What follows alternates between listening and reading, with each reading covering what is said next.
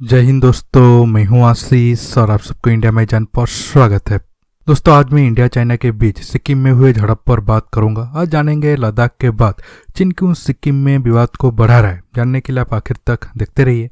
देखिए, पिछले एक हफ्ते के अंदर चीन के ऊपर दो अपडेट निकला है। पहला न्यूज है लगभग 2-2.5 महीने के बाद इंडिया और चीन के ऑफिशियल के बीच मोल्डो में बैठक हुआ। दूसरा न्यूज है 3 दिन पहले सिक्किम में इंडिया और चीन के सैनिकों के बीच झड़प हुआ है। हालांकि न्यूज आज निकल कर आया है, वो भी फॉरेन मीडिया की तरफ से पहले रिपोर्टिंग किया गया था। बाद में इंडियन मीडिया में आया। आर्मी ने भी झड़प की न्यूज को कंफर्म किया है।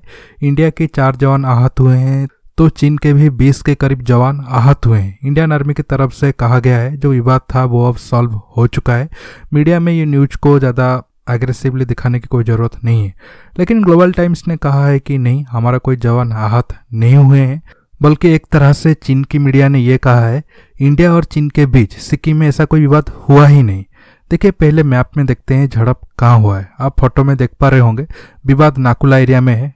नाकुल्ला में ही मई जून के टाइम में भारत चीन के बीच झड़प हुई थी और कई जवान घायल हुए थे। देखिए, सिक्किम पर चीन का गंदी नज़र तो बहुत पहले से ही है। 1967 में नाथुला और चोला में हुई लड़ाई में 300 से 400 चीनी जवान मरे थे। इसके बाद 1974 में इंदिरा गांधी जी के टाइम में सिक्किम को इंडिया में शामिल कर दिया गया था। इससे पहले सिक्किम एक ऑटोनोमस रीजन था और तब न सिर्फ चीन का नज़र सिक्किम पर था बल्कि अमेरिका भी सिक्किम को एक अलग देश बनाना चाहती थी ताकि चीन के खिलाफ हिमालय की ऊंचाई में उसे एक आर्मी बेस मिल जाए। इसमें CIA को मदद कर रही थी सिक्किम की रानी, क्योंकि वो अमेरिकन थी और सिक्किम की राजा से लव मैरिज हुई थी। इसके बाद हमारा गवर्नमेंट देरी ना करते हुए सिक्किम को भारत में मिला लिया। तब सिक्किम के 90% जनता भी इंडिया के साथ ज्वाइन करना चाहते थे। देखिए, भारत चीन सीमा में जियोग्राफिकल कंडीशन के हिसाब से इंडियन आर्मी जहाँ जहाँ मजबूत है उसमें सिक्किम का नाम आता है। सिक्किम में ऊंचाई पर जहां इंडियन आर्मी है, नीचे की तरफ चीन है। इस वजह से चीन का गंदी नज़र होने के बावजूद सिक्किम में चीन ज़्यादा कुछ नहीं कर पाया है। अटल जी के टाइम में ही चीन ने हमारा सिक्किम को मान्यता दिया था। हाँ, ये इंडिया का हिस्सा है, बदले में हम तिब्बत को चीन का हिस्सा है ये माने थे, जो कि गलत था।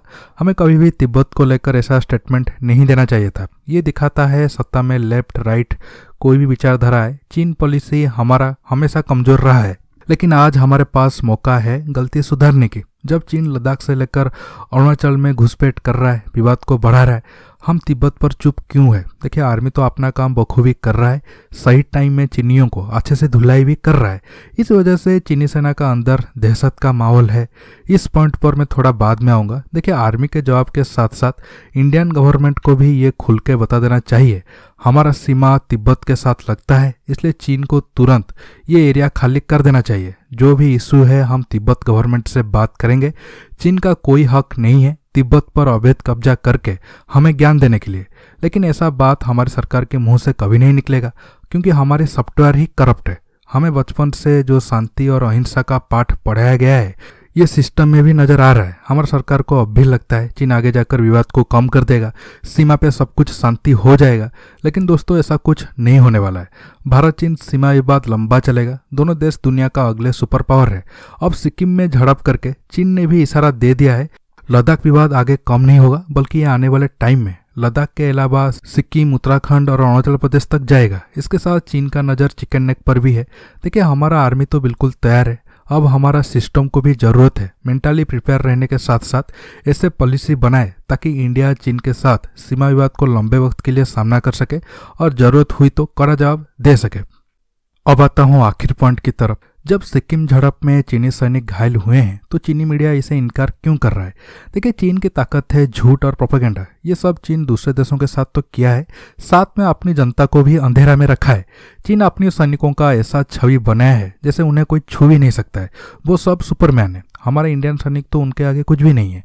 अगर सीमा पे हमारे सैनिक चीनी सैनिकों को अच्छे से धुलाई कर रहे, ये न्यूज चीनी जनता के पास पहुंची तो चीनी जनता वहाँ की कम्युनिस्ट पार्टी पर कई सवाल उठाएंगे। इसलिए चीन हमेशा सीमा विवाद में अपनी सैनिक आहत होने की खबर को छिपाता है।